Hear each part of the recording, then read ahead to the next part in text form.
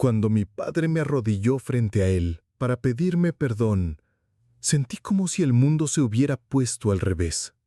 Pero para entender cómo don Eduardo Mendoza, el hombre más orgulloso de Guadalajara, terminó quebrado suplicando una segunda oportunidad. Necesitas saber lo que le hizo a Marisol esa tarde en el restaurante. Cuando mi padre me arrodilló frente a él para pedirme perdón, sentí como si el mundo se hubiera puesto al revés. Ahí estaba don Eduardo Mendoza, el hombre que durante 58 años jamás había doblado la rodilla ante nadie, quebrado frente a mí, su hijo desheredado, suplicando una segunda oportunidad que yo no sabía si podía darle. Pero mejor empiezo por el principio, porque esta historia no se entiende si no conoces cómo llegamos hasta ahí. Me llamo Rodrigo Mendoza. Tengo 28 años y hasta hace 5 años llevaba el peso de un apellido que en Guadalajara significa tradición, poder y dinero.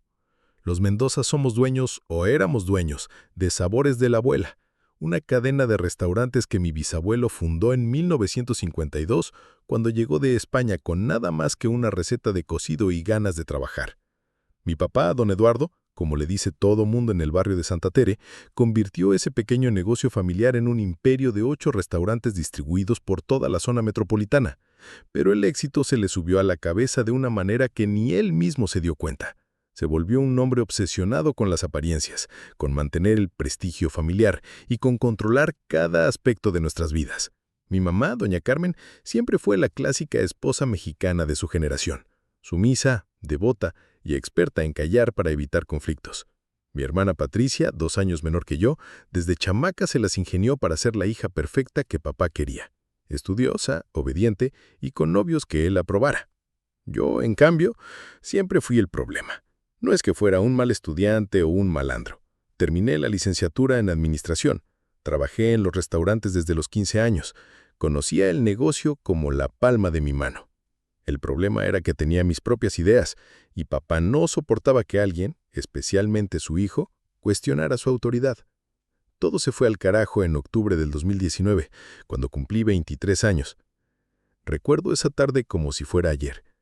Estaba en el restaurante de la Plaza del Sol, el más grande de todos, revisando los inventarios cuando llegó papá acompañado de un hombre que no conocía. Era don Aurelio Vázquez, dueño de una distribuidora de carnes, y traía a su hija Fernanda. «Rodrigo, ven acá», me gritó papá con esa voz que no admitía discusión. «Quiero presentarte a alguien muy especial». Fernanda era bonita, no lo voy a negar. Tenía 20 años. Acababa de regresar de estudiar en una universidad privada de Monterrey. Hablaba perfecto inglés y francés. Era exactamente el tipo de nuera que papá había soñado. De buena familia, educada y con un patrimonio que complementaría perfectamente el nuestro. «Don Aurelio y yo hemos estado platicando», dijo papá mientras me ponía la mano en el hombro con esa presión que ya conocía. «Y creemos que ustedes harían una pareja perfecta. Fernanda va a empezar a trabajar en mercadotecnia aquí en el restaurante». Se me cayó el mundo encima. No porque Fernanda no fuera una buena muchacha, sino porque esa misma mañana había tomado la decisión más importante de mi vida. Le iba a pedir a Marisol que fuera mi novia oficialmente. Marisol García, 21 años, originaria de un pueblito cerca de Lagos de Moreno, había llegado a Guadalajara 2 años antes para trabajar y mandarle dinero a su familia. Era mesera en nuestro restaurante de Tlaquepaque, el más tradicional de todos, donde servíamos pozole los jueves y birria los fines de semana. La primera vez que la vi, estaba atendiendo una mesa de turistas gringos que no hablaban español. Ella no hablaba inglés, pero se las ingenió para comunicarse con gestos, sonrisas y una paciencia que me dejó impresionado. Era el tipo de persona que iluminaba el lugar nada más con llegar. Tenía esa belleza sencilla de las mujeres de pueblo, pelo negro brillante que siempre llevaba recogido, ojos cafés que se le achicaban cuando se reía y una forma de hablar que me hacía sentir en casa. Durante meses la observé trabajar. Era la primera en llegar y la última en irse. Nunca se quejaba, aunque algunos clientes la trataran mal. Siempre tenía una sonrisa para los niños y una palabra amable para los viejitos. Los otros empleados la adoraban porque era quien organizaba las posadas navideñas y las cooperaciones cuando alguien tenía problemas. Empecé a buscar pretextos para ir al restaurante de Tlaquepaque, que a revisar las finanzas, que a supervisar la cocina, que a platicar con el gerente. En realidad, iba a verla. Al principio ella me trataba con el respeto formal que se le debe al hijo del patrón. Buenos días, joven Rodrigo. ¿Se le ofrece algo, joven? Esa distancia me mataba. Poco a poco comenzamos a platicar. Le preguntaba por su familia, por su pueblo, por sus planes. Ella me contaba de su mamá que vendía tejidos en el mercado, de sus dos hermanos menores que estudiaban la secundaria, de su sueño de algún día tener su propio negocio. ¿Y usted, joven Rodrigo, qué sueña? Me preguntó un día mientras limpiaba las mesas después del cierre. Sueño con ser libre, le dije sin pensarlo. Libre de hacer lo que me gusta, de estar con quien quiero estar, de no tener que cumplir las expectativas de otros. Ella se quedó callada un momento y luego me sonrió de una manera que me llegó hasta el alma. La libertad no se regala, joven, se gana. Esas palabras se me quedaron grabadas, porque en ese momento me di cuenta de que Marisol, a pesar de tener menos dinero y menos educación formal que yo, tenía algo que yo no tenía: claridad sobre quién era y qué quería. Así empezó todo: conversaciones largas después del horario de trabajo, caminatas por el centro de Tlaquepaque, tardes comiendo teoino en el mercado. Me enseñó su mundo: la colonia popular donde vivía en un cuartito que rentaba, la iglesia donde iba a misa los domingos, el parque donde se reunía con sus amigas los sábados. Yo le enseñé el mío: la casa de Santa Tere con jardín y alberca, los restaurantes familiares, las reuniones de negocios. Pero cada vez que estaba en mi mundo sin ella, me sentía vacío. ¿Sabes qué es lo que más me gusta de ti?, le dije una tarde mientras caminábamos por la plaza de Tlaquepaque. ¿Qué? Que contigo puedo ser yo mismo. No tengo que actuar como el hijo de don Eduardo Mendoza. Puedo ser simplemente Rodrigo. Ella se detuvo y me miró serio. Rodrigo, yo no sé qué va a pasar entre nosotros, pero necesito que sepas algo. Yo no quiero cambiar para encajar en tu mundo. Si algún día decidimos estar juntos, va a tener que ser porque me aceptas como soy, no como quisieras que fuera. En ese momento supe que me había enamorado de verdad por primera vez en mi vida. Pero también sabía que mi papá jamás lo aceptaría. Los Mendoza nos habíamos casado siempre bien. Mi bisabuelo se casó con la hija de un comerciante español, mi abuelo con la hija de un ranchero adinerado de Los Altos, mi papá con mi mamá, cuya familia tenía tierras en Zapopan. Era una tradición familiar unir fortunas, crear alianzas comerciales, mantener el estatus social. Una mesera de pueblo no encajaba en esos planes. Pasaron 6 meses desde que conocí a Marisol hasta aquel día en que papá me presentó a Fernanda. 6 meses en los que viví una doble vida: el hijo obediente durante el día, el hombre enamorado durante las noches.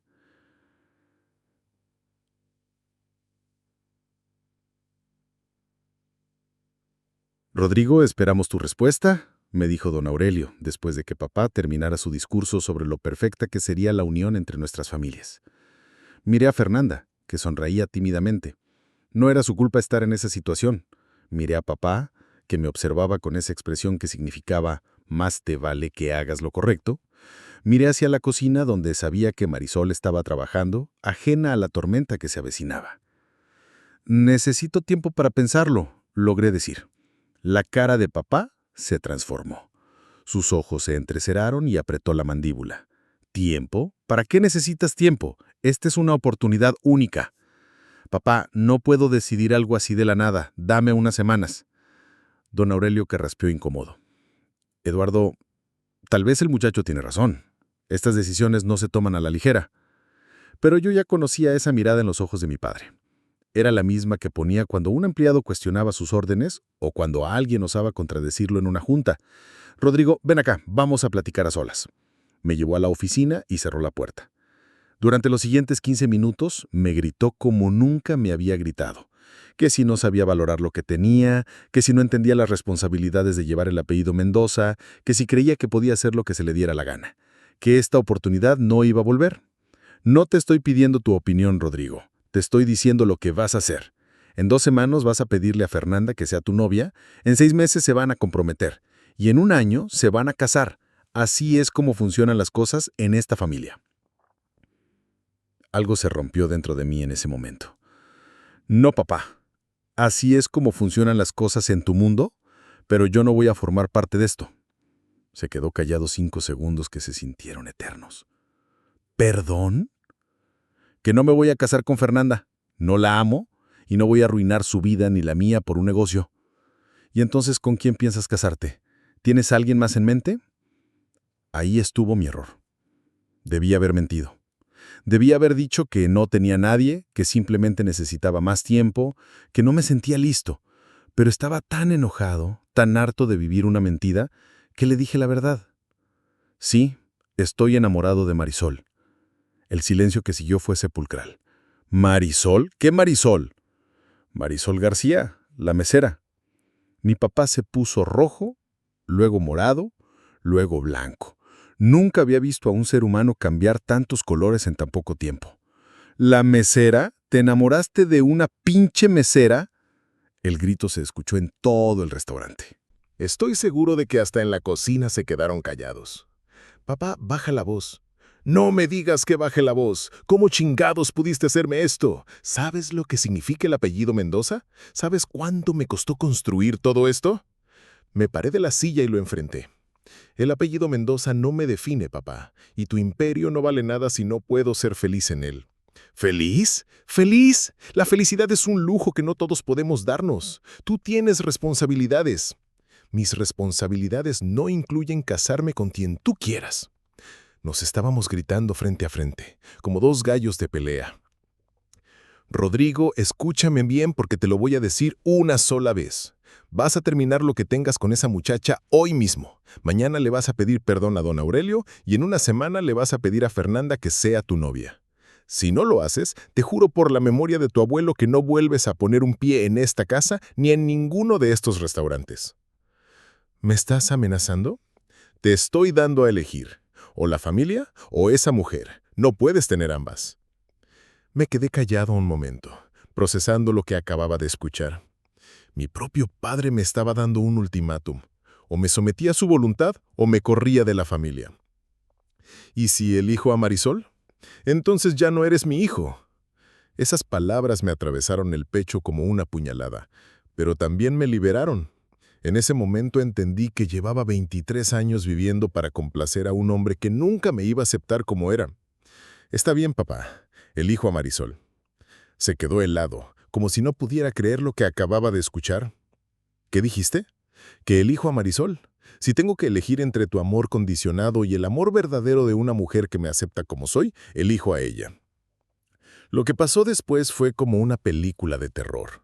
Mi papá empezó a gritarme cosas horribles, que era un malagradecido, que había deshonrado a la familia, que era un fracasado, que me iba a arrepentir toda la vida. Salió de la oficina hecho una furia y empezó a gritarle a todo el personal que pararan lo que estuvieran haciendo. Los clientes se quedaron con los tenedores a medio camino entre el plato y la boca. Marisol García, ven acá inmediatamente. Marisol salió de la cocina con el delantal manchado y cara de susto. No entendía qué estaba pasando. Señor Mendoza, ¿necesita algo? Sí, necesito que le digas a mi hijo qué clase de mujer eres para que deje de hacerse ilusiones contigo. El restaurante entero se quedó en silencio. Marisol me miró sin entender nada. Rodrigo, ¿qué está pasando? Antes de que pudiera responder, papá siguió gritando. Mi hijo cree que está enamorado de ti. Le metiste ideas en la cabeza para ver si podías pescar a un rico. Marisol se puso pálida. Señor Mendoza, yo nunca. ¡Cállate! Seguramente ya hasta le dijiste que lo amas para tenerlo bien agarrado, ¿verdad? ¡Ya basta! Grité. No le hables así. Tú cállate también. Esta mujer te embaucó y tú fuiste lo suficientemente pendejo para creerle. Marisol empezó a llorar, no de tristeza, sino de humillación. Todos los empleados, todos los clientes estaban viendo cómo mi padre la destrozaba públicamente. Señor Mendoza, dijo con la voz quebrada, yo jamás le mentí a su hijo y jamás le pedí nada. Claro que sí, todo lo que has hecho ha sido calculado, pero conmigo no va a funcionar. En ese momento hice algo que nunca pensé que sería capaz de hacer. Me acerqué a mi padre y lo agarré del brazo. Si no dejas de gritarle a Marisol, te juro que te parto la madre aquí mismo. El restaurante entero contuvo la respiración. Acababa de amenazar físicamente a mi propio padre frente a 30 personas. Papá se me quedó viendo con una mezcla de shock y furia que nunca había visto en sus ojos. Así que es cierto, esa puta ya te tiene completamente idiotizado. Lo que pasó después fue como una película de terror. Mi papá empezó a gritarme cosas horribles, que era un malagradecido, que había deshonorado a la familia, que era un fracasado, que me iba a arrepentir toda la vida. Salió de la oficina hecho una furia y empezó a gritarle a todo el personal que pararan lo que estuvieran haciendo. Los clientes se quedaron con los tenedores a medio camino entre el plato y la boca. «Marisol García, ven acá inmediatamente». Marisol salió de la cocina con el delantal manchado y cara de susto. No entendía qué estaba pasando. «Señor Mendoza, ¿necesita algo?» «Sí, necesito que le digas a mi hijo qué clase de mujer eres para que deje de hacerse ilusiones contigo». El restaurante entero se quedó en silencio. Marisol me miró sin entender nada. «Rodrigo, ¿qué está pasando?» Antes de que pudiera responder, papá siguió gritando. «Mi hijo cree que está enamorado de ti. Le metiste ideas en la cabeza para ver si podías pescar a un rico». Marisol se puso pálida. «Señor Mendoza, yo nunca. ¡Cállate! Seguramente ya hasta le dijiste que lo amas para tenerlo bien agarrado, ¿verdad?» «¡Ya basta!», grité. «No le hables así». «Tú cállate también. Esta mujer te embaucó y tú fuiste lo suficientemente pendejo para creerle». Marisol empezó a llorar, no de tristeza, sino de humillación. Todos los empleados, todos los clientes estaban viendo cómo mi padre la destrozaba públicamente. «Señor Mendoza», dijo con la voz quebrada, «yo jamás le mentí a su hijo y jamás le pedí nada. Claro que sí, todo lo que has hecho ha sido calculado, pero conmigo no va a funcionar». En ese momento hice algo que nunca pensé que sería capaz de hacer. Me acerqué a mi padre y lo agarré del brazo. «Si no dejas de gritarle a Marisol, te juro que te parto la madre aquí mismo». El restaurante entero contuvo la respiración. Acababa de amenazar físicamente a mi propio padre frente a 30 personas. Papá se me quedó viendo con una mezcla de shock y furia que nunca había visto en sus ojos. «Así que es cierto, esa puta ya te tiene completamente idiotizado». Lo que pasó después fue como instintivo. Le di una cachetada que se escuchó en todo el local. Mi papá, don Eduardo Mendoza, el hombre más respetado del barrio, el patriarca de los restaurantes Sabores de la Abuela, se quedó con la marca de mi mano en la cara. «Nunca más le vuelvas a decir puta a Marisol», le dije con una calma que me sorprendió incluso a mí. Se tocó la mejilla y me miró como si me estuviera viendo por primera vez en la vida. «Tienes 5 minutos para sacar tus cosas de mi casa y largarte. Si mañana te veo cerca de alguno de mis restaurantes, llamo a la policía». «Perfecto», le dije, «pero Marisol viene conmigo». Me acerqué a ella, que seguía llorando. «Mari, ¿quieres venir conmigo?» Ella me miró con los ojos llenos de lágrimas y asintió. «Sí, pero ¿a dónde?» «No sé, pero lo vamos a descubrir juntos». Se quitó el delantal, lo puso en el mostrador y caminó hacia mí. Tomé su mano y nos dirigimos hacia la salida. «Rodrigo», gritó papá, «si sales por esa puerta no vuelvas jamás. Para mí ya eres muerto». Me detuve en la puerta y me volteé a verlo. «¿Y para mí, papá? Tú también acabas de morir». Salimos del restaurante tomados de la mano. Afuera, Marisol se soltó a llorar desconsoladamente. «Rodrigo, ¿qué hicimos? ¿Qué va a pasar ahora?». La abracé en la banqueta mientras la gente pasaba y nos miraba con curiosidad. «No sé qué va a pasar, Mari, pero sé que vamos a estar juntos». «Pero tu familia, tu trabajo, tu futuro». «Mi futuro eres tú.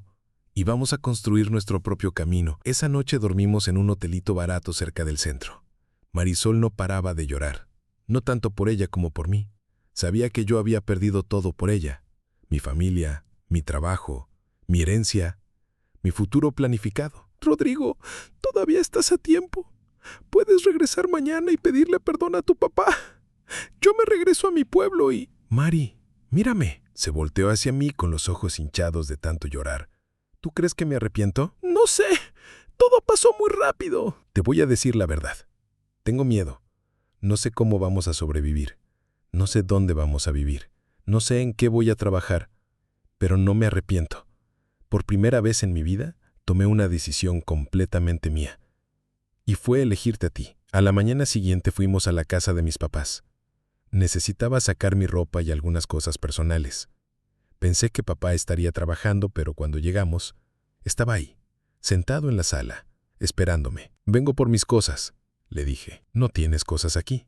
Todo lo que hay en esta casa es mío. Te lo compré yo. Lo pagué yo. Necesito mi ropa al menos. Cómprate otra». Mi mamá bajó las escaleras con una maleta.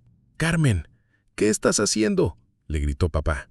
«Le estoy dando a mi hijo su ropa», dijo mi mamá con una firmeza que nunca le había conocido. «Te dije que no le dieras nada. Y yo te digo que es mi hijo. Y no lo voy a dejar que se vaya sin nada. Fue la primera vez en mi vida que vi a mi mamá contradecir a mi papá. Se acercó a mí y me entregó la maleta. Aquí está tu ropa y algunas fotos familiares que saqué de tu cuarto. Me abrazó llorando. Hijo, yo no estoy de acuerdo con lo que hizo tu papá, pero tampoco puedo ir contra él. Perdóname. No tienes nada que perdonarme, ma. Entiendo tu situación. Ten cuidado, ¿sí? Y mantente en contacto conmigo. Le voy a dar tu teléfono a Chava para que me tenga informada de cómo estás. Chava era el administrador general de los restaurantes. Trabajaba con nosotros desde hacía 15 años y era como de la familia. Joven Rodrigo, me dijo Chava que había llegado justo cuando estábamos saliendo. ¿De verdad se va a ir? Sí, Chava, pero no se preocupe por mí. Voy a estar bien, tome, me dijo discretamente pasándome un sobre. Son 20,000 pesos. Es mi aguinaldo de este año. Tómelos prestados hasta que se acomode. Chava, no puedo aceptar. No me está pidiendo, se los estoy dando. Y si necesita trabajo, yo tengo contactos en otros lados. Esos 20,000 pesos fueron lo que nos salvó los primeros 2 meses. Rentamos un cuartito en la colonia Santa Cecilia donde vivía Marisol antes de que todo pasara. No tenía ni baño propio, pero era lo que podíamos pagar. Los primeros días fueron los más difíciles de mi vida. Yo nunca había tenido que preocuparme por el dinero.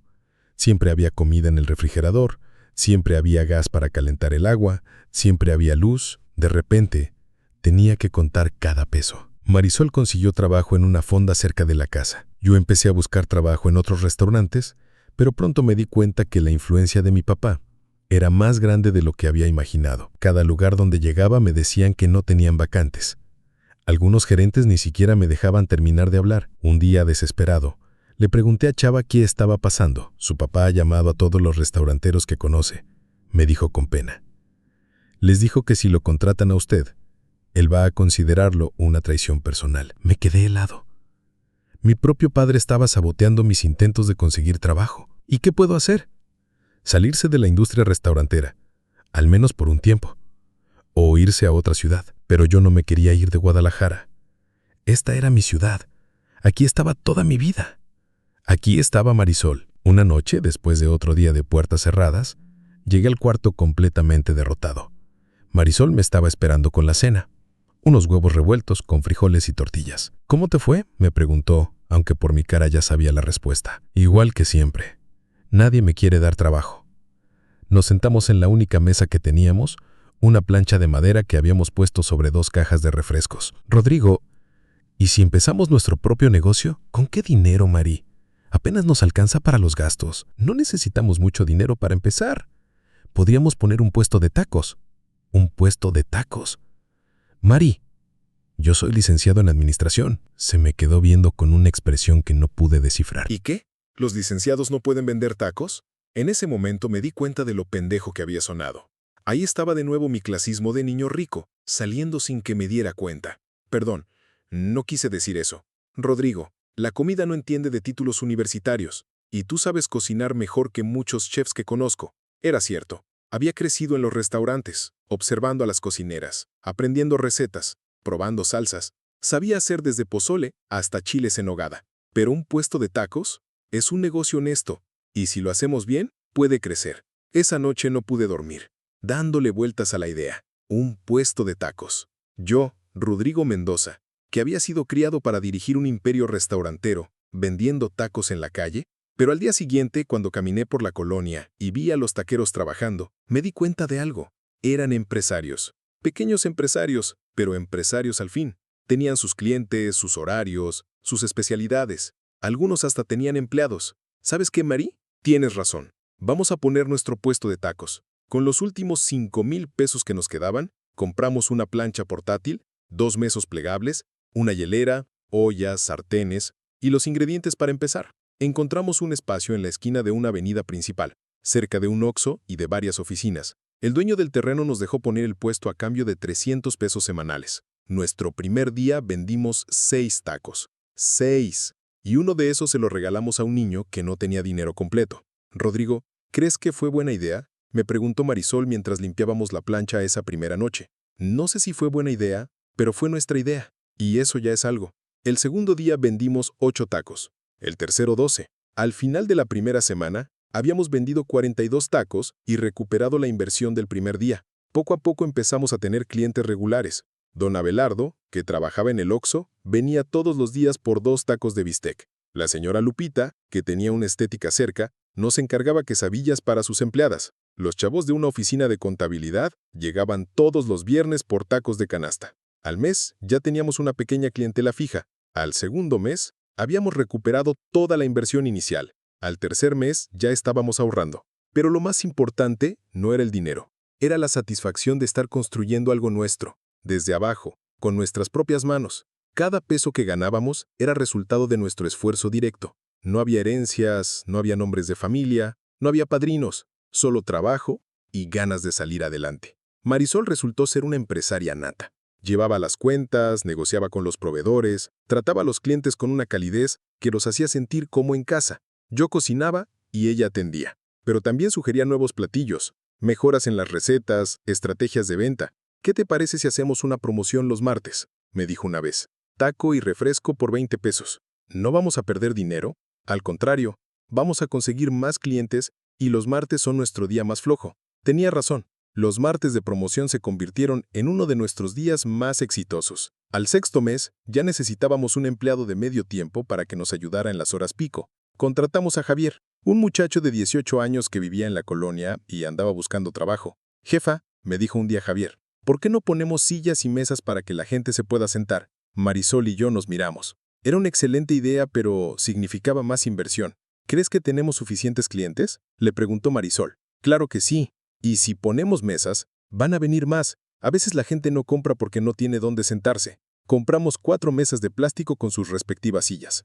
El cambio fue inmediato. Nuestro pequeño puesto se convirtió en una pequeña taquería. Los clientes se quedaban más tiempo, pedían más comida, traían a sus familias. Un año después de haber salido de la casa de mis papás, Marisol y yo nos casamos por el civil en una ceremonia pequeña en el juzgado del centro. Los únicos invitados fueron Javier, algunos vecinos que se habían vuelto nuestros amigos, y por supuesto, mi mamá y Chava. Mi papá no fue. Ni siquiera sabía que me estaba casando. ¿No te da tristeza que tu papá no esté aquí?, me preguntó Marisol antes de entrar al juzgado. Sí, le dije, pero ya no me da coraje. Solo tristeza. La ceremonia duró 15 minutos. Después nos fuimos todos a comer a nuestra taquería.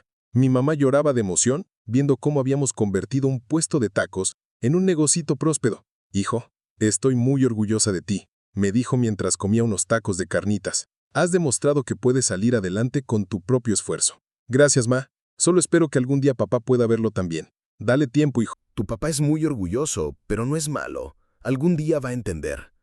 Yo ya no estaba tan seguro. Había pasado un año sin saber nada de él.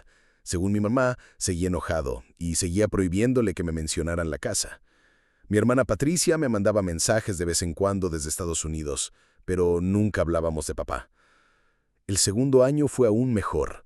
Ya teníamos 2 empleados, habíamos ampliado el menú y estábamos ahorrando para abrir un local establecido. Marisol estaba embarazada de 3 meses y yo me sentía el hombre más feliz del mundo. Hasta que llegó Chava con noticias que cambiarían todo. Era un martes por la tarde, uno de esos días tranquilos en que apenas había clientes. Estaba limpiando la plancha cuando vi llegar a Chava con cara de preocupación. «Joven Rodrigo, necesito hablar con usted». «¿Qué pasa, Chava? Se ve muy serio». «Es sobre su papá». Se me heló la sangre. «¿Qué pasó con mi papá?» «Está muy mal, joven. Muy mal». «¿Está enfermo?» «No físicamente, pero los negocios están quebrados». Me senté en una de las sillas de plástico, tratando de procesar lo que acababa de escuchar. ¿Cómo que quebrados? Empezó hace 6 meses. Su papá hizo unas inversiones muy malas. Se metió con unos socios que resultaron ser estafadores, perdió casi 2 millones de pesos. ¿2 millones? Sí, joven, pero eso no fue lo peor. Para tratar de recuperar el dinero, pidió prestado a agiotistas. Cuando no pudo pagar, empeñó los restaurantes. ¿Empeñó los restaurantes todos? Todos. Y ahora no puede pagar. Los agiotistas le van a quitar todo en 2 semanas. Me quedé callado, tratando de entender la magnitud del desastre. ¿Y mi mamá? Su mamá no sabe nada. Su papá le ha estado mintiendo. Le dice que todo está bien, que son problemas temporales. Pero yo veo los números, joven. Esto no tiene arreglo. ¿Por qué me cuentas esto, Chava? Porque su papá está destruido. No come, no duerme, no sale de la casa. Está esperando a que llegue el día en que pierda todo. Y yo creo que está pensando en hacerse daño. Se me puso un nudo en la garganta. ¿Cree que se quiere matar? No lo sé, joven, pero está muy deprimido. Y sigue diciendo que él solito destruyó todo lo que su abuelo y su bisabuelo construyeron. ¿Y qué quiere que haga yo? No sé, joven. Solo pensé que tenía derecho a saberlo. Esa noche no pude dormir. Marisol me veía dar vueltas en la cama. ¿Qué te pasa, Rodrigo? Desde que llegó Chava no has dicho una palabra. Le conté todo. Marisol me escuchó sin interrumpir, hasta que terminé. ¿Y qué vas a hacer?, me preguntó. No sé. Parte de mí dice que se lo merece, que coseche lo que sembró. ¿Y la otra parte? La otra parte dice que es mi papá, y que por más que me haya hecho daño, no puedo dejarlo que se destruya completamente. Rodrigo, mírame. Me volteé hacia ella. ¿Qué es lo que tú quieres hacer? No lo que deberías hacer, no lo que es correcto. ¿Qué es lo que tu corazón te dice? Mi corazón me dice que vaya a verlo, pero mi orgullo me dice que no. ¿Y si fuéramos los dos? ¿Los dos?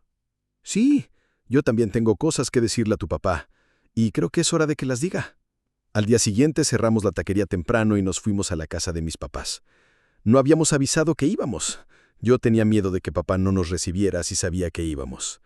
Mi mamá abrió la puerta y se quedó helada al vernos.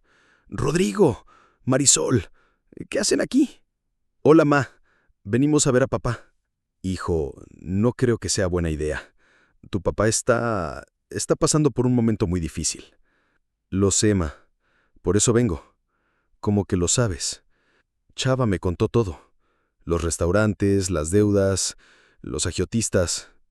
Mi mamá se puso pálida. «Ay, Dios mío. No sabía que Chava te había contado». «¿Dónde está papá?» «En su estudio.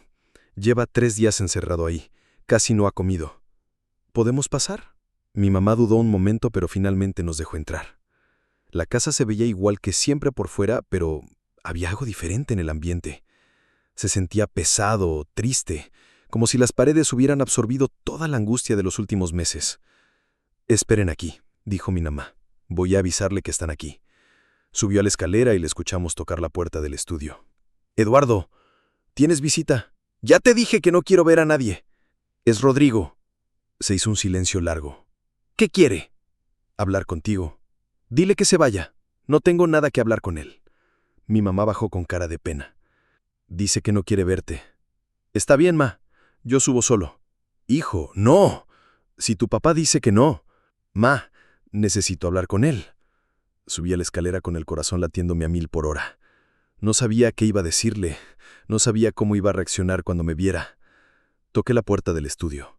«Papá, soy yo, Rodrigo. Ya te dije que te fueras». «No me voy a ir hasta que hablemos». «No tenemos nada que hablar». «Sí tenemos. Chava me contó todo». Se hizo otro silencio largo. «¿Qué te contó?» «Todo». Los restaurantes, las deudas, los agiotistas. Escuché pasos del otro lado de la puerta y luego el ruido del seguro abriéndose. La puerta se abrió y vi a mi papá. Era la primera vez que lo veía en 2 años y no podía creer lo cambiado que estaba. Había perdido por lo menos 20 kilos, tenía ojeras profundas, el cabello completamente gris y una barba de varios días. Se veía como un hombre de 70 años, cuando tenía 58. «¿Vienes a burlarte de mis desgracia?», me dijo con la voz ronca. «No, papá, vengo a ayudarlo». Se rió con amargura. «¿Tú? ¿Ayudarme? ¿El vendedor de tacos va a ayudar al empresario fracasado?» «Sí, papá. ¿El vendedor de tacos va a ayudar a su papá?» Se quedó callado un momento, estudiando mi cara. ¿Por qué? Porque a pesar de todo, sigue siendo mi papá. Entré al estudio y cerré la puerta detrás de mí. El lugar estaba hecho un desastre. Papeles por todos lados, platos de comida sin tocar, botellas de whisky vacías. «Siéntate si quieres», me dijo señalando una silla llena de documentos. Quité los papeles y me senté. Él se dejó caer en su silla del escritorio. «¿Qué quieres saber?», me preguntó. «Todo. Quiero saber cómo llegamos hasta aquí». Durante la siguiente hora, mi papá me contó toda la historia. Cómo después de que yo me fui, se había obsesionado con expandir el negocio para demostrarle al mundo que no me necesitaba. cómo había conocido a unos inversionistas que le prometían triplicar su dinero en 6 meses, cómo había hipotecado los restaurantes para conseguir el capital de inversión, cómo esos inversionistas resultaron ser estafadores que desaparecieron con su dinero, cómo había recurrido a agiotistas para tratar de salvar el negocio, cómo las deudas se habían multiplicado hasta hacerse impagables. Rodrigo, en 2 semanas van a venir por los restaurantes. Vamos a perder todo. Todo lo que construyó tu bisabuelo, todo lo que expandió tu abuelo, todo lo que yo creí que estaba mejorando, todo se va a perder por mi culpa. ¿Cuánto debe, papá? 4 millones de pesos. Era una cantidad estratosférica para mí, pero no imposible de manejar si se planificaba bien. ¿Y cuánto valen los restaurantes? Valen más que eso, pero los agiotistas no van a pagar precio justo. Van a rematarlos por lo que debo, tal vez un poco más. ¿Qué pasaría si alguien pagara la deuda antes de que se venza el plazo? ¿Alguien como quién? ¿Como yo? Se me quedó viendo como si hubiera dicho la cosa más ridícula del mundo. Rodrigo, tú no tienes 4 millones de pesos, ni siquiera tienes 400,000. No, no los tengo, pero puedo conseguirlos. ¿Cómo? Tengo un plan, pero necesito que me escuches sin interrumpir.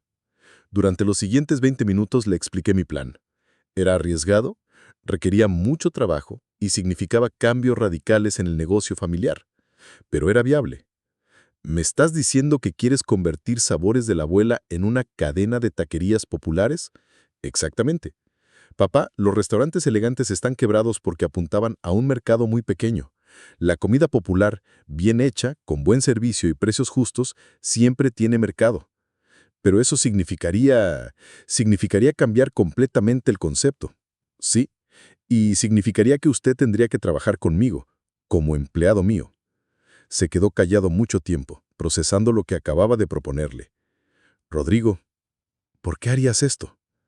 Después de todo lo que te hice. Porque aprendí algo en estos 2 años, papá. Aprendí que el rencor me lastima más a mí que a la persona que me hizo daño. Y aprendí que la familia, a pesar de todo, sigue siendo familia. Pero yo te eché de la casa, te dije cosas horribles, te corté completamente. Sí, y me dolió mucho, pero también me ayudó a convertirme en el hombre que soy ahora. En cierta forma, le debo a ese dolor mi crecimiento. Se levantó de su silla y caminó hacia la ventana. ¿Y si acepto tu plan y no funciona? ¿Y si perdemos todo de todas formas? Entonces por lo menos habremos tratado, y habremos tratado juntos. Se volteó hacia mí con los ojos llenos de lágrimas. Rodrigo, yo no sé si merezco una segunda oportunidad. Papá, nadie merece las segundas oportunidades. Por eso se llaman oportunidades, no rechos. La pregunta no es si la merece, la pregunta es si la quiere. En ese momento pasó algo que nunca pensé que vería. Mi padre, don Eduardo Mendoza, el hombre que jamás había mostrado debilidad frente a nadie, se arrodilló frente a mí y empezó a llorar. Perdóname, hijo. Perdóname por haber sido tan terco, tan orgulloso, tan ciego. Perdóname por haberte echado de la casa. Perdóname por haberte dicho que estabas muerto para mí. Perdóname por no haber sabido valorar al hombre extraordinario en el que te habías convertido. Yo también empecé a llorar. 2 años de dolor, de rencor, de extrañar a mi familia salieron en esos sollozos. Papá, levántese. No, hijo. Necesito pedirte perdón desde aquí. Necesito que sepas que reconozco que me equivoqué completamente. Me arrodillé junto a él y lo abracé. 2 hombres adultos, llorando como niños en el piso de un estudio lleno de papeles de deudas. Lo perdono, papá. Lo perdono porque lo amo y porque entiendo que usted hizo lo que creía que era correcto. Rodrigo, ¿podrás perdonarme también por cómo traté a Marisol? Eso no me toca a mí perdonárselo, papá. Eso se lo tiene que pedir a ella. Nos levantamos y nos limpiamos las lágrimas. ¿Crees que ella me perdone? No sé, papá, pero conozco a Marisol y sé que tiene un corazón enorme. Si usted le pide perdón de corazón, creo que ella lo va a escuchar. ¿Dónde está? Abajo, con mamá.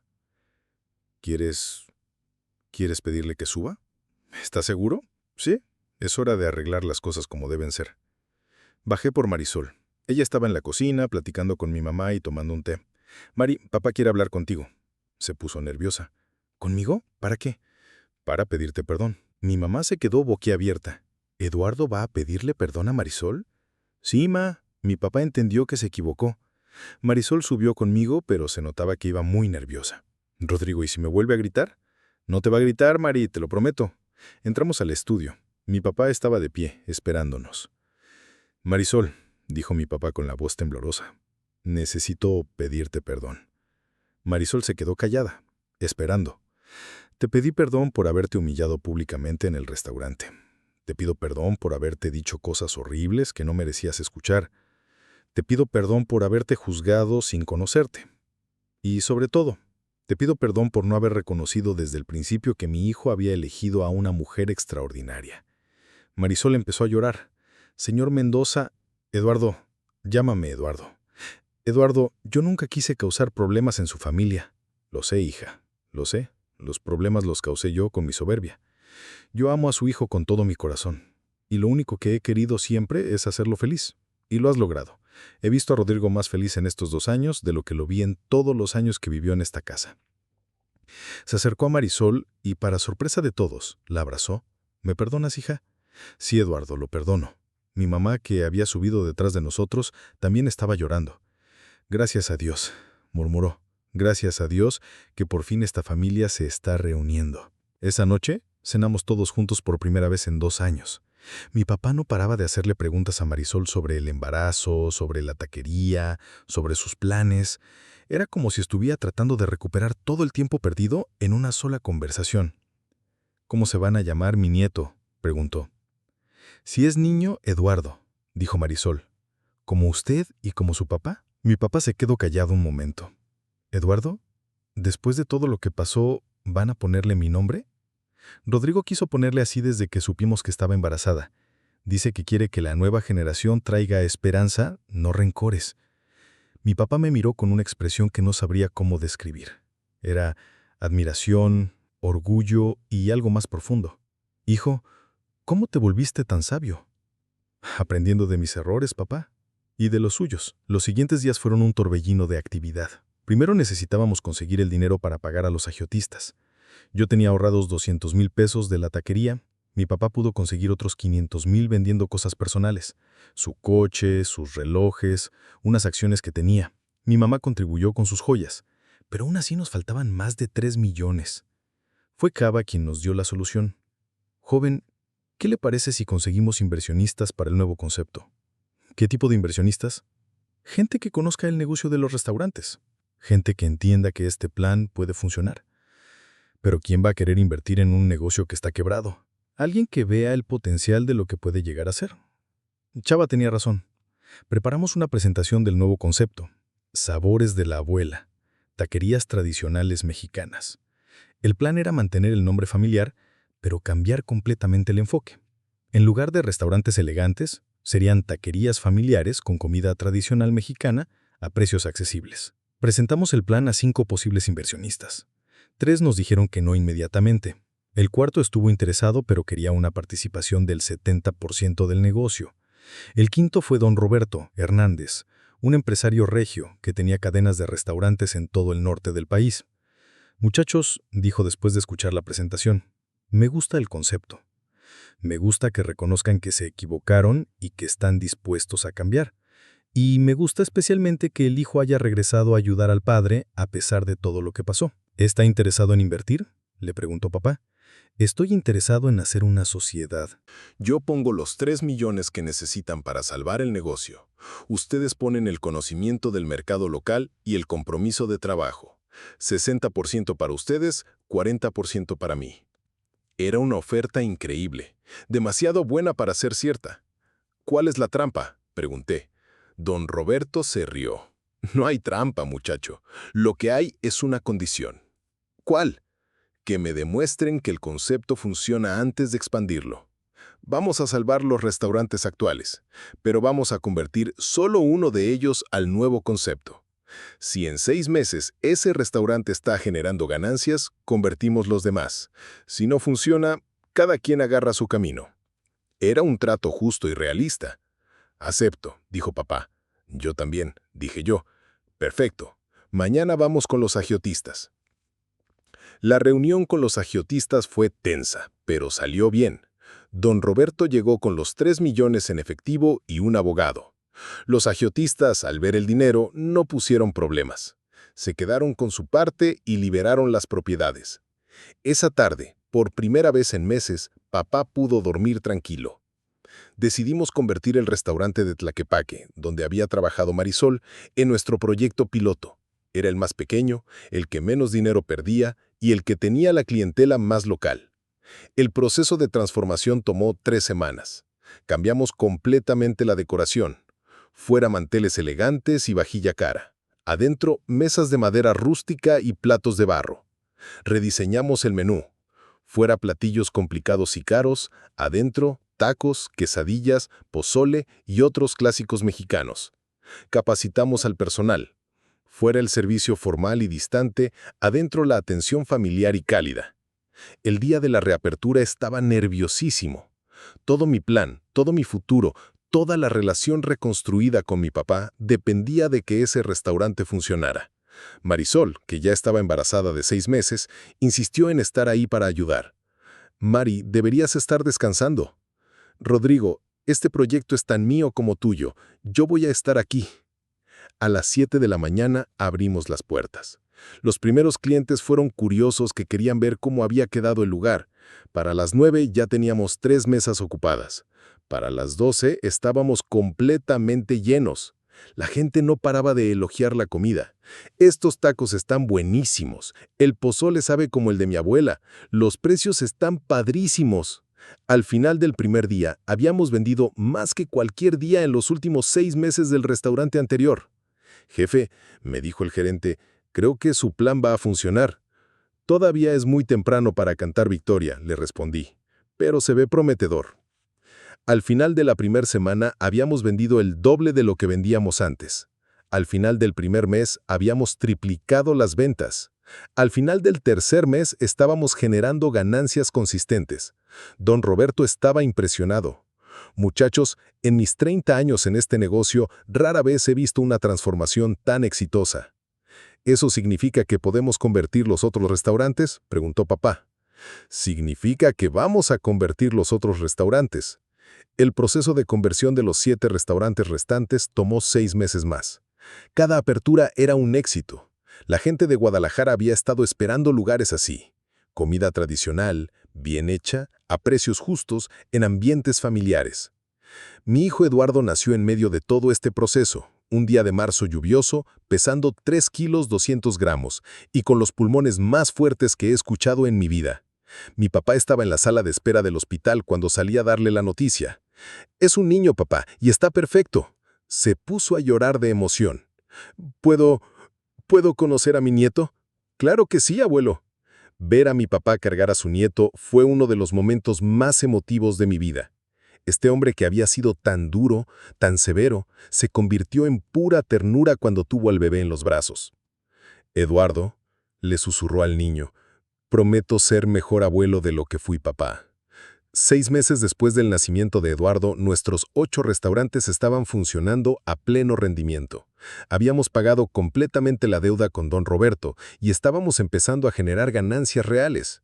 Pero lo más importante no eran los números. Era que habíamos reconstruido nuestra familia sobre bases nuevas. Respeto mutuo, trabajo conjunto y amor genuino. Mi papá había cambiado completamente. Ya no era el patriarca autoritario que creía que siempre tenía la razón. Ahora escuchaba ideas, aceptaba sugerencias y admitía cuando se equivocaba. Trabajaba duro, llegaba temprano, se quedaba tarde y trataba a todos los empleados con respeto. «Rodrigo», me dijo un día, mientras revisábamos los números del mes, «quiero darte las gracias». «¿Por qué, papá?» «Por haberme enseñado que ser un hombre no significa nunca pedir perdón. Significa saber cuándo pedirlo».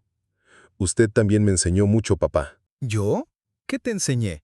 Me enseñó que el fracaso puede ser el mejor maestro si uno está dispuesto a aprender de él. Un año después, don Roberto nos propuso expandir la cadena a otras ciudades. Monterrey, Puebla, Mérida. Era una oportunidad increíble, pero significaba crecer muy rápido. ¿Qué opinas?, me preguntó papá durante una junta familiar. Opino que estamos listos, pero solo si lo hacemos bien, paso a paso, sin prisa. ¿Y tú, Marisol? ¿Qué opinas?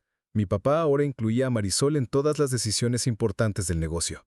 Había aprendido a valorar su inteligencia natural para los negocios. Creo que tenemos una fórmula que funciona, dijo Marisol mientras mecía a Eduardo en sus brazos.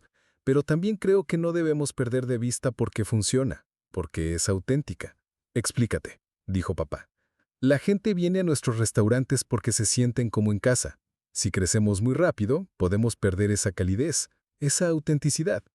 Tenemos que crecer, sí, pero manteniendo la esencia. Como siempre, Marisol tenía razón. Decidimos abrir 2 restaurantes más el primer año, uno en Monterrey y otro en Puebla. Si funcionaban bien, consideraríamos más expansiones. Los 2 restaurantes fueron un éxito inmediato. Al parecer había mercado en todo México para comida tradicional bien hecha a precios justos. Hoy, 3 años después de aquella tarde en que mi papá se arrodilló frente a mí para pedirme perdón, tenemos 12 restaurantes en 5 ciudades. Eduardo tiene 2 años y es la adoración de su abuelo. Marisol está embarazada de nuevo, esta vez de una niña que se va a llamar Carmen, como su abuela. Mi hermana Patricia regresó de Estados Unidos el año pasado y se unió al negocio como gerente de mercadotecnia. La familia está completa de nuevo, pero de una manera diferente, más madura, más consciente, más agradecida. Anoche, después de cerrar el restaurante de Tlaquepaque, me quedé un rato sentado en la mesa donde Marisol y yo nos conocimos. Estaba recordando todo el camino que habíamos recorrido.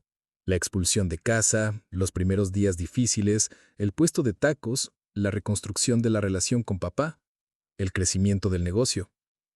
¿En qué piensas?, me preguntó Marisol, que se acercó con Eduardo dormido en los brazos. Pienso en que a veces hay que perderlo todo para encontrar lo que realmente importa. ¿Y qué es lo que realmente importa? La familia, el amor verdadero, la capacidad de perdonar y de ser perdonado, la satisfacción de construir algo con las propias manos. Se sentó junto a mí y puso a Eduardo en mis brazos. ¿Te arrepientes de algo? Me arrepiento de haberle faltado el respeto a mi papá esa tarde en el restaurante. Eso estuvo mal. Pero, ¿te arrepientes de haber defendido nuestro amor? Jamás. Defenderte a ti fue la mejor decisión que he tomado en mi vida. Eduardo se movió en mis brazos y abrió los ojitos. «Papá», murmuró con su vocecita de bebé. «¿Qué, mi amor? ¿Por qué lloras?»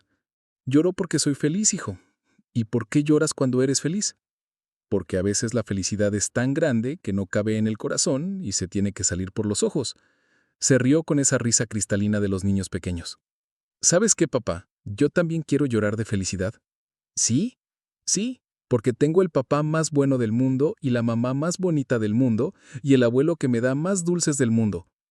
En ese momento entendí que toda la batalla había valido la pena, que todos los momentos difíciles, todos los sacrificios, todo el dolor habían sido necesarios para llegar a este punto.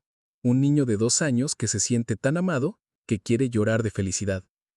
Si alguien me hubiera dicho hace 5 años que estaría aquí, en esta situación, con esta familia, con este negocio, no lo habría creído. La vida tiene una manera muy extraña de llevarnos exactamente donde necesitamos estar, aunque el camino no sea el que habíamos planeado. Mi papá llegó al restaurante justo cuando estábamos por irnos. ¿Todavía están aquí? Ya nos íbamos, papá. ¿Cómo le fue en la junta con don Roberto? Muy bien. Quiere que abramos 3 restaurantes más este año. ¿Y usted qué le dijo? Le dije que vamos a pensarlo, que nuestro éxito no se basa en la velocidad, sino en la calidad. Me sorprendí. El papá de antes habría aceptado inmediatamente cualquier oportunidad de crecimiento. ¿No quiere crecer más rápido? Quiero crecer de manera inteligente, y quiero que mi familia siga siendo mi prioridad número 1. Se acercó a Eduardo, que extendió sus bracitos hacia él. «Abuelo». «A mi príncipe hermoso, ¿cómo está mi nieto consentido?» «Abuelo, papá dice que llora porque es feliz». «¿En serio? ¿Y tú qué opinas de eso?» «Que está bien. Yo también lloro cuando soy feliz». Mi papá me miró por encima de la cabecita de Eduardo. «Hijo, creo que estás criando a un filósofo. Está criando a un Mendoza. Y los Mendoza, cuando encontramos el amor verdadero, lo defendemos hasta las últimas consecuencias». Sí, dijo papá, pero también aprendimos que el amor verdadero incluye saber pedir perdón cuando nos equivocamos. Esa noche, camino a casa, mientras Marisol y Eduardo dormían en el coche, reflexioné sobre todo lo que había aprendido en estos años. Aprendí que el orgullo puede ser el enemigo más peligroso de la felicidad. Aprendí que el amor verdadero no se rinde, ni siquiera cuando todo el mundo está en contra. Aprendí que los errores pueden convertirse en bendiciones si tenemos la humildad de reconocerlos y la sabiduría de aprender de ellos. Aprendí que la familia no se define por la sangre, sino por el compromiso de estar ahí en las buenas y en las malas. Aprendí que el éxito real no se mide en dinero, sino en la cantidad de gente que amas y que te ama de vuelta. Pero sobre todo, aprendí que nunca es demasiado tarde para empezar de nuevo, para pedir perdón, para perdonar, para construir algo mejor sobre las ruinas de lo que se perdió. Mi papá tuvo que perderlo todo para encontrar lo que realmente importaba. Yo tuve que ser desheredado para descubrir mi propio valor. Marisol tuvo que ser humillada públicamente para demostrar su fortaleza. Todos tuvimos que tocar fondo para poder empezar a subir de nuevo. Pero valió la pena. Cada lágrima, cada desvelada, cada momento de incertidumbre valió la pena para llegar hasta aquí. Ahora cuando veo a mi hijo jugar con su abuelo, cuando veo a mi esposa dirigir una junta de trabajo con la sabiduría natural que la caracteriza, cuando veo a mis papás tratándose con el respeto y la ternura que se perdieron por tantos años, sé que hicimos lo correcto. No fue fácil, no fue rápido, no fue indoloro, pero fue real. Y al final, lo real es lo único que perdura. Si estás leyendo esto y estás pasando por una situación similar, si tu familia está rota, si sientes que has perdido todo, si crees que no hay manera de arreglar lo que se rompió, quiero decirte algo. Siempre hay una manera. No será fácil. Requerirá que alguien sea lo suficientemente valiente para dar el primer paso. Requerirá que alguien sea lo suficientemente humilde para pedir perdón. Requerirá que alguien sea lo suficientemente generoso para perdonar. Pero siempre hay una manera. El amor verdadero, el amor de familia, el amor que trasciende el orgullo y el resentimiento, siempre encuentra un camino. Solo hay que tener el valor de buscarlo. Y cuando lo encuentres, aferrarte a él como si tu vida dependiera de ello. Porque tal vez sí dependa. La mía dependía, y gracias a Dios, lo encontré a tiempo.